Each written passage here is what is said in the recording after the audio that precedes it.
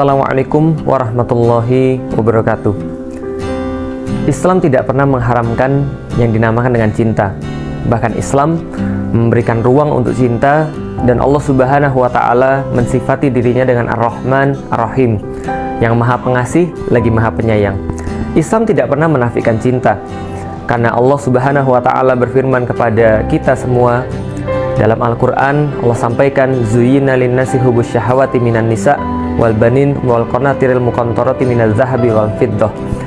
Allah menyampaikan bahwa kita memang dihiaskan, kita memang diberikan sebuah perhiasan, yaitu adalah tertariknya diri kita dengan wanita, dengan anak-anak, dengan emas, dengan perak, lalu dengan sebagainya yang dinamakan dengan mataun hayatid dunia.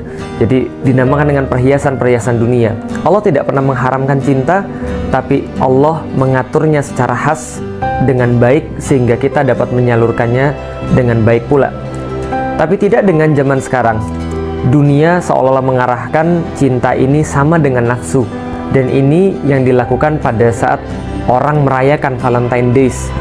Ketika Muslim merayakan Valentine Days, mereka tidak ada ubahnya dengan orang-orang yang lain yang tidak beragama Islam, dan mereka lupa bahwa ini bukanlah bagian daripada perayaan mereka, bahkan ini adalah bagian daripada perayaan yang menyesatkan.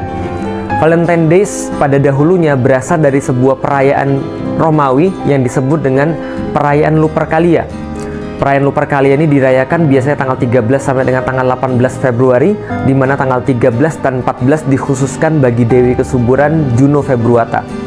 Nah, ketika mereka merayakan perayaan Lupercalia ini, mereka juga merayakan selain Dewi Kesuburan juga Dewa Kesuburan, yaitu adalah Pan.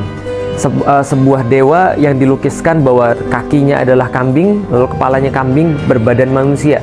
Maka inilah Dewi Kesuburan dan Dewa Kesuburan menurut orang-orang Romawi. Dan bagaimana cara mereka merayakan kesuburan ini? Mereka merayakan dalam tanda kutip kesuburan itu adalah dengan cara mengumpulkan seluruh laki-laki dan perempuan, kemudian perempuan-perempuan menuliskan nama-namanya, lalu dimasukkan ke dalam gentong-gentong yang tersedia, kemudian diundi, laki-laki akan mengambil namanya, kemudian membacanya, lalu mendapatkan nama siapa, maka akan menemani yang nama yang akan didapatkan itu selama 1 malam.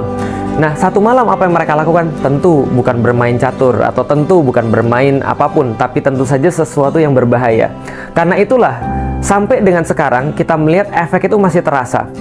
Ketika tahun 496, ketika Romawi mengambil agama Kristen sebagai agama negara, pada tahun 496 Paus Gelasius tidak bisa menahan perayaan Lupercalia yang sudah biasa dirayakan oleh orang-orang Romawi, maka dia meresmikan menjadi perayaan gereja.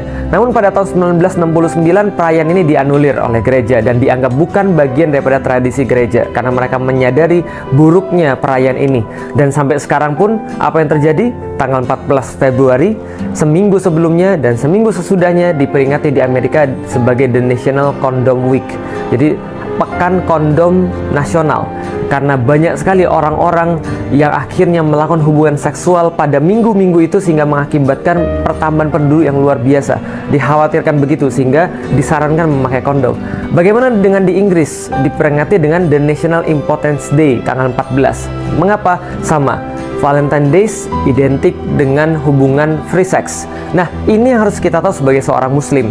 Mungkin ada sebagian muslim yang berkata, oh tidak, kita tidak mengikuti hal-hal yang seperti itu. Namun sama saja, pada tahun 2005, salah satu surat kabar yang ada di Indonesia melakukan survei kecil-kecilan. Di antara 413 responden, mereka mendapatkan sekitar 24% orang-orang yang disurvei ketika melakukan Valentine Days, mereka lebih suka melakukan jalan-jalan, lalu kemudian makan, lalu kemudian berciuman, lalu berhubungan seks. Karena itulah pada tahun 2006 ketika diteliti, 54% warga Kota Bandung itu sudah pernah melakukan hubungan seks.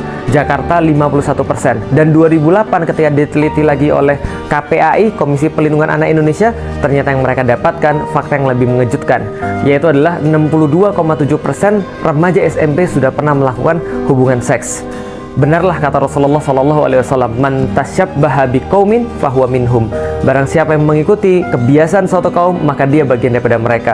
Dan kita renungi, Bagaimana Rasulullah berpesan kepada kita, kalian senantiasa akan mengikuti sunnah-sunnah orang-orang sebelum kalian, mengikutinya sejengkal demi sejengkal, lalu sahasta demi sahasta, sampai mereka masuk ke lubang biawak pun Anda akan ikut masuk. Lalu orang-orang bertanya, sahabat bertanya, ya Rasulullah, apakah itu adalah Yahudi dan Nasrani? Rasul menjawab, kalau bukan mereka, siapa lagi? Maka Valentine Days bukan bagian daripada perayaan kita, bahkan adalah perayaan yang sangat menyesatkan. Maka kaum muslimin tidak boleh tertipu, ikut-ikutan meramaikan, apalagi merayakannya. Wallahu a'lam bishawab. Assalamualaikum warahmatullahi wabarakatuh.